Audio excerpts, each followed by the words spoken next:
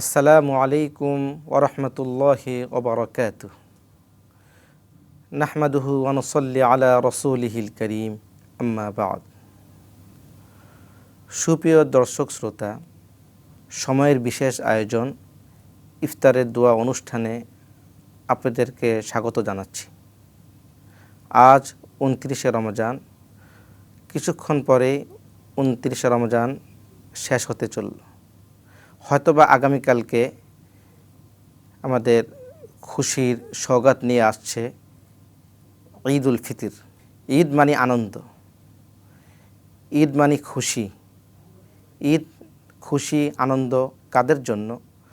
যারা সুদীর্ঘ একটি মাস সিয়াম সাধনা করেছে। খুশি তাদের জন্য যারা সুদীর্ঘ একটি মাস কান্নাকাটি করে আল্লাহর দরবারে নিজের গুনাহ মাফ চেয়ে নিয়েছে।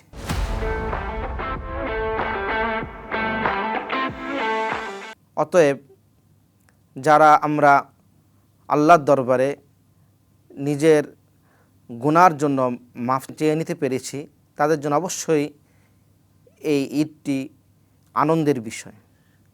হযরত উমর ইবনুল খাত্তাব রাদিয়াল্লাহু তাআলা আনহু সম্পর্কে বর্ণিত আছে, ঈদ উল ফিতরের নামাজ শেষ হয়ে গেল, সবাই একে অপরের সাথে দেখা করছে, আনন্দ উদযাপন করছে, কিন্তু তিনি একপাশে বসে কাঁদছেন। জিজ্ঞাসা করা হলো, হযরত আপনি কাঁদছেন কেন? এখন তো আনন্দের সময়, এখন তো ফুর্তির সময়। তখন তিনি বললেন, রাসূলুল্লাহ সাল্লাল্লাহু আলাইহি ওয়াসাল্লাম ইরশাদ করেছেন, যে ব্যক্তি রমজান মাস পাইল কিন্তু নিজের গুনাহ মাফ করাইতে পারল না, সে ধ্বংস হোক। জানি না আমি ওমর সেই ধ্বংসের কাতারে পড়ে গেছি কিনা। এজন্য আমার তো আনন্দের সময় নেই, আমার তো আনন্দের মুহূর্ত না। আমার গুনাহ মাফ করাতে পারছি কিনা এটা আল্লাহ ছাড়া কেউ জানে না। সুপ্রিয় শ্রোতা, এজন্য আমরা আজকে শেষ মুহূর্তে, সুদীর্ঘ একটি মাস সিয়াম সাধনার শেষ মুহূর্তে আল্লাহর কাছে কায়মানবককে দোয়া করি, আল্লাহ যেন আমাদের সমস্ত গুনাহ মাফ করে দেন এবং আমাদেরকে জান্নাতবাসী করেন। আলহামদুলিল্লাহি রাব্বিল আলামিন, والصلاة والسلام على سيدنا محمد وعلى آله وصحبه أجمعين. ربنا ظلمنا أنفسنا وإن لم تغفر لنا وترحمنا لنكونن من الخاسرين.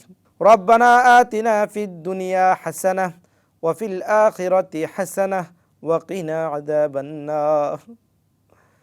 يا حي يا قيوم برحمتك نستغيث. يا أول الأولين يا آخر الآخرين يا ذا القوة المتين يا راحم المساكين يا أرحم الراحمين. رب ارحمهما كما ربياني صغيرا. رب ارحمهما كما ربياني صغيرا.